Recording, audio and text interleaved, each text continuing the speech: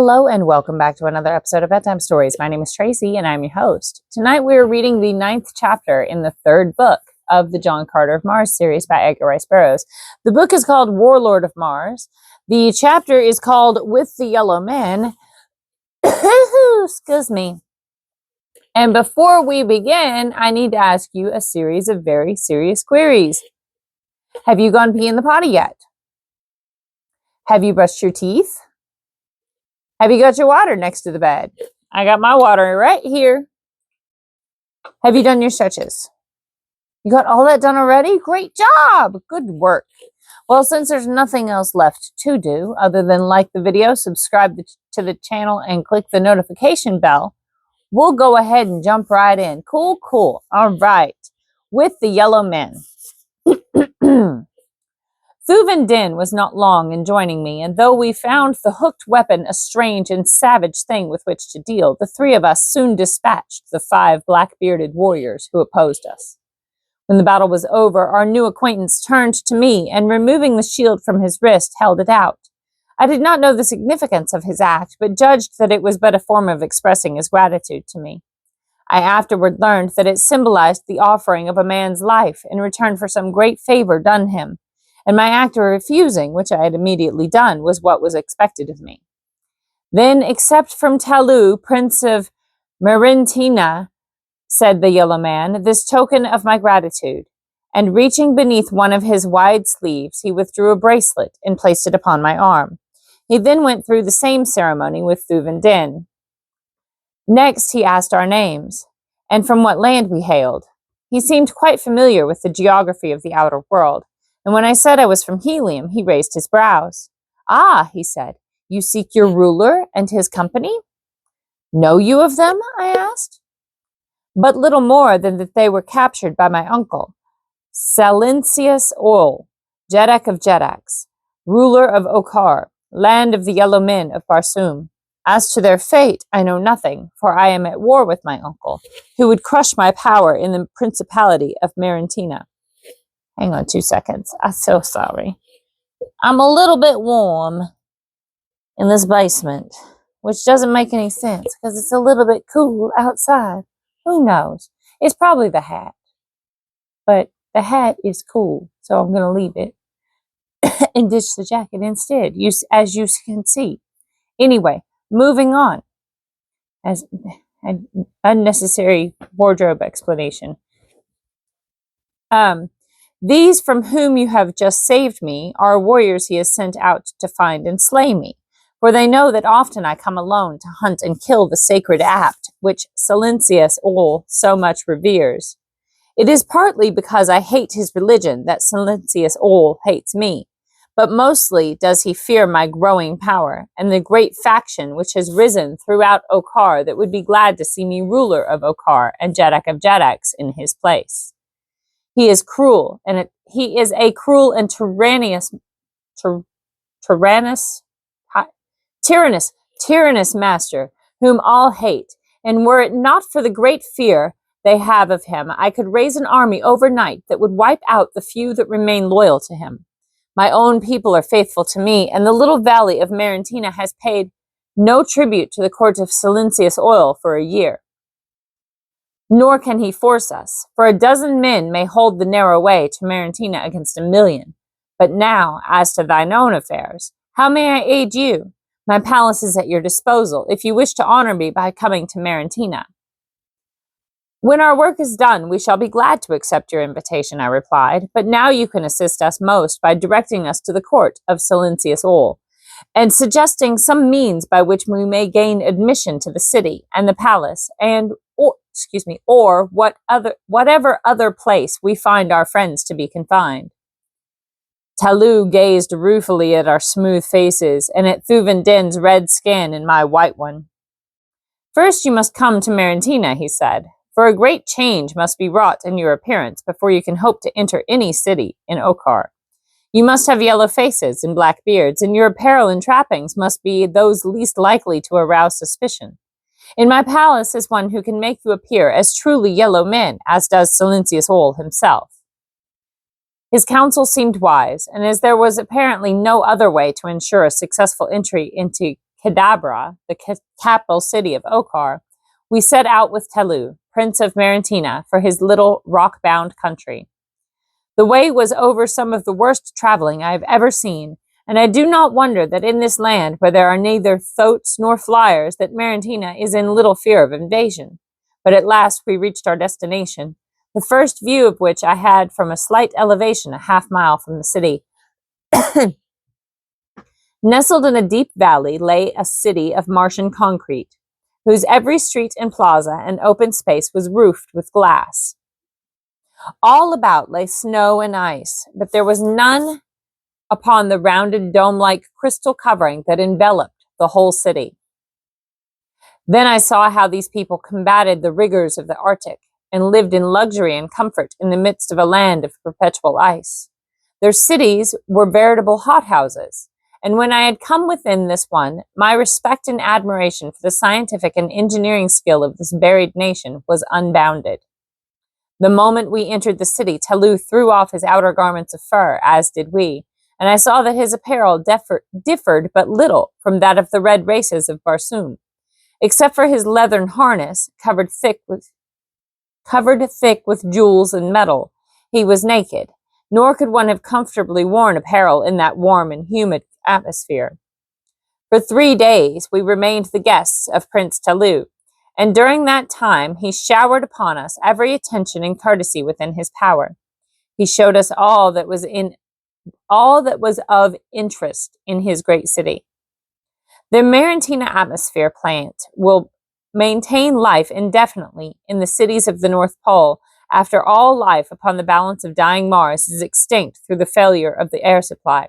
Should the great central plant again cease functioning, as it did upon that memorable occasion that gave me the opportunity of restoring life and happiness to the strange world that I had already learned to love so well. He showed us the heating system that stores the sun's rays in great reservoirs beneath the city, and how little is necessary to maintain the perpetual summer heat of the glorious garden spot within this Arctic paradise. Broad avenues of sod sown with the seed of the ochre vegetation of the Dead Sea bottoms carried the noiseless traffic of light and airy ground flyers that are the only form of artificial transportation used north of the gigantic ice barrier.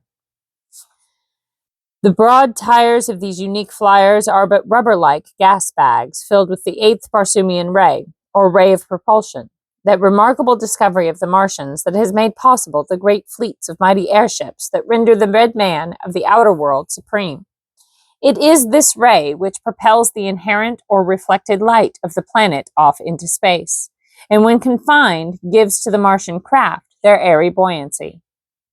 The ground flyers of Maritina contain just sufficient buoyancy in their automobile-like wheels to give the cars traction for steering purposes, and though the hind wheels are geared to the engine and aid in driving the machine, the bulk of this work is carried by a small propeller at the stern. I know of no more delightful sensation than that of riding in one of these luxuriously appointed cars, which skim light and airy as feathers along the soft mossy avenues of Maritina.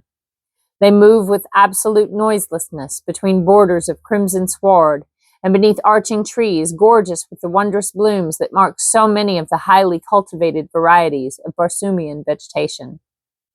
By the end of the 3rd day, the court barber, I can think of no other earthly appellation by which to describe him, had wrought so remarkable a transformation in both Thuven Din and myself that our own wives would never have known us. Our skins were of the same lemon color as his own, and great black beards and mustaches had been deftly affixed to our smooth faces. The trappings of warriors of Okar aided in the deception, and for where beyond the hothouse cities we each had suits of the black and yellow striped orluk. Telu gave us careful directions for the journey to Kadabra, the capital city of the Okar nation, which is the racial name of the Yellow Men. This good friend even accompanied us part way, and then, promising to aid us in any way that he found possible, bade us adieu. On parting, he slipped upon my finger a curiously wrought ring, set with a dead black lustreless stone,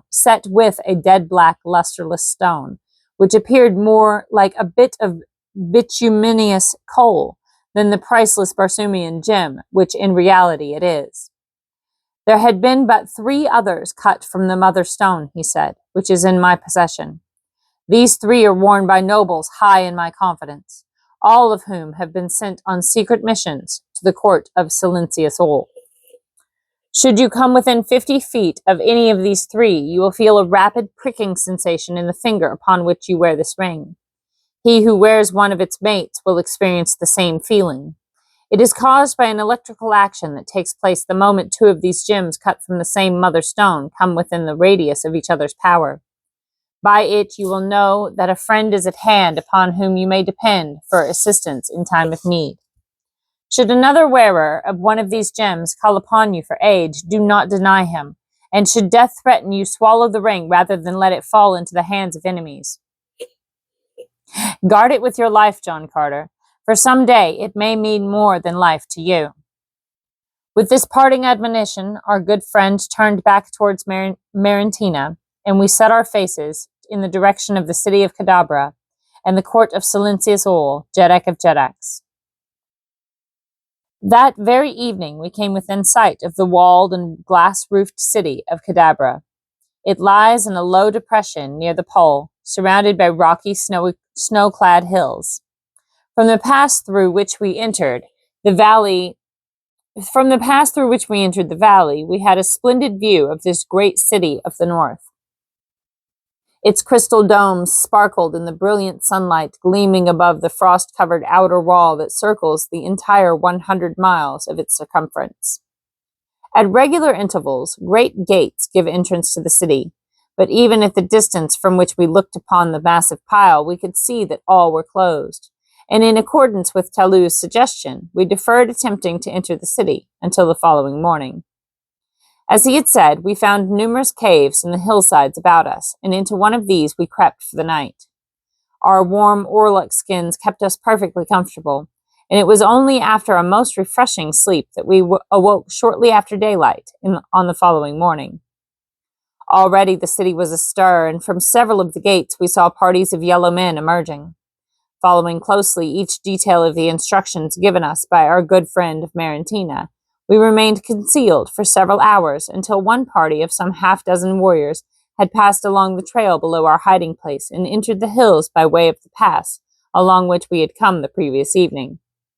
After giving them time to get well out of sight of our cave, Thuvendin and I crept out and followed them, overtaking them when they were well into the hills.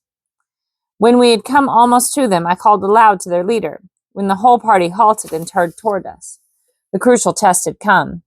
Could we but deceive these men, the rest would be comparatively easy. Kuwar, I called, as I came closer to them. Kaur,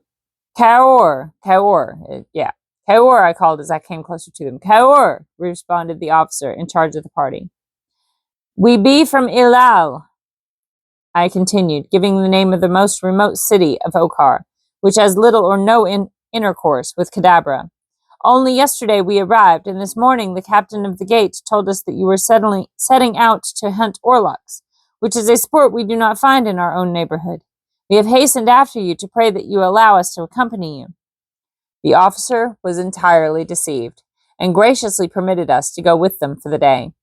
The chance guess that they were bound upon an orluk hunt proved correct, and Talou had said that the chances were 10 to 1 that such would be the mission of any party leaving Cadabra by the pass through which we entered the valley, since that way leads directly to the vast plains frequented by this elephantine beast of prey. Gracious. Elephantine. It's apparently shaped like an elephant or elephant-like. But that's hard to pronounce for some reason. I've never heard it used in a conversation. I do apologize. Insofar as the hunt was concerned, the day was a failure, for we did not see a single orluk. But this proved more than fortunate for us, since the yellow men were so chagrined by their misfortune that they would not enter the city by the same gate by which they had left it in the morning, as it seemed that they had made great boast to the captain of that gate about their skill at this dangerous sport. We therefore approached Cadabra at a point several miles from that at which the party had quitted it in the morning, and so were relieved of the danger of embarrassing questions and explanations on the part of the gate captain, whom we had said had directed us to this particular hunting party. We had come quite close to the city when my attention was attracted toward a tall black shaft that reared its head several 100 feet into the air from what appeared to be a tangled mass of junk or wreckage, now partially snow-covered. I did not dare venture an inquiry for fear of arousing suspicion by evident ignorance of something which, as a yellow man, I should have known. But before we reached the city gate, I was to learn the purpose of that grim shaft and the meaning of the mighty accumulation beneath it. We had come almost to the gate when one of the party called to his fellows, at the same time pointing toward the distant southern horizon. Following the direction he indicated, my eyes descried the hull of a large flyer approaching rapidly from above the crest of the encircling hills. "Still other fools who would solve the mysteries of the forbidden north," said the officer, half to himself. "Will they never cease their fatal curiosity?" "Let us hope not," answered one of the warriors, "for then what should we do for slaves and sport?" "True, but what stupid beasts they are to continue to come to a region from whence none of them ever has returned." "Let us tarry and watch the end of this one," suggested one of the men. The officer looked toward the city. "The watch has seen him," he said. "We may remain, for we may be needed." I looked toward the city and saw several hundred warriors issuing from the nearest gate. They moved leisurely, as though there were no need for haste, nor was there, as I was presently to learn. Then I turned my eyes once more toward the flyer. She was moving rapidly toward the city, and when she had come close enough, I was surprised to see that her propellers were idle. Straight for that grim shaft she bore. At the last minute, I saw the great blades move to reverse her, yet on she came as though drawn by some mighty, irresistible power. Intense excitement prevailed upon her deck, where men were running hither and thither, manning the guns and preparing to launch the small one-man flyers, a fleet of which, in part, is part of the equipment of every Martian war vessel. Closer and closer to the black shaft, the ship sped. In another instant she must strike, and then I saw the familiar signal flown that sends the lesser boats in a great flock from the deck of the mother ship. Instantly 100 tiny flyers rose from her deck like a swarm of huge dragonflies, but scarcely were they clear of the battleship than the nose of each turned toward the shaft, and they too rushed on at a frightful speed toward the same now seemingly inevitable end that menaced the larger vessel. A moment later the collision came. Men were hurled in every direction from the ship's deck, while she, bent and crumpled, took the last long plunge to the scrap heap at the shaft's base. With her fell a shower of her own tiny flyers, for each of them had come in violent collision with the solid shaft. I noticed that the wrecked flyers scraped down the shaft's side, and that their fall was not as rapid as might have been expected, and then suddenly the secret of the shaft burst upon me, and with it an explanation of the cause that prevented a flyer from passing too far across the ice barrier ever returning. The shaft was a mighty magnet, and when once a vessel came within the radius of its powerful attraction for the aluminum steel that enters so largely into the construction of all Barsoomian craft, no power on earth could prevent such an end as we had just witnessed. I afterward learned that the shaft rests directly over the magnetic pole of Mars. But whether this adds in any way to its incalculable power of attraction, I do not know. I am a fighting man, not a scientist. Excuse me. Here at last was an explanation of the long absence of Tartus Mors and Mors Kajak. These valiant and intrepid warriors had dared the mysteries and dangers of the frozen north to search for Cathoris, whose long absence had bowed in grief the head of his beautiful mother, Deja Thoris, Princess of Helium. The moment that the last of the flyers came to rest at the base of the shaft, the black-bearded yellow warriors swarmed over the mass of wreckage upon which they lay, making prisoners of those who were uninjured, and occasionally dispatching with a sword thrust one of the wounded, who seemed prone to resent their taunts and insults. A few of the uninjured red men battled bravely against their cruel foes, but for the most part they seemed too overwhelmed by the horror of the catastrophe that had befallen them to do more than submit supinely to the golden chains with which they were manacled. Blah, blah, blah. Sorry. When the last of the prisoners had been confined, the party returned to the city, at the gate of which we met a pack of fierce gold-collared apes, each of which marched between two warriors, who held them with strong chains of the same metal as their collars. Just beyond the gate, the attendants loosened the whole terrible herd, and as they bounded off toward the grim black shaft, I did not need to ask to know their mission. Had there not been those within the cruel city of Cadabra who needed succor far worse than the poor unfortunate dead and dying out there in the cold upon the bent and broken carcasses of 1,000 flyers, I could not have restrained my desire to hasten back and do battle with those horrid creatures that had been dispatched to rend and devour them. As it was, I could but follow the yellow warriors with a bowed head and give thanks for the chance that had given Thuvendin and me such easy ingress to the capital of Silentius Oil. Once within the gates, we had no difficulty in eluding our friends of the morning, and presently found ourselves in a Martian hostelry. And that's the end of chapter 9. I hope you've enjoyed it. Good night. Sleep tight. Don't let the bed bugs bite. And if they do, I give you permission to defend yourself with full force. I love you so much. Bite those bed bugs. Defend your honor and your rights. And live to fight another day. Good night.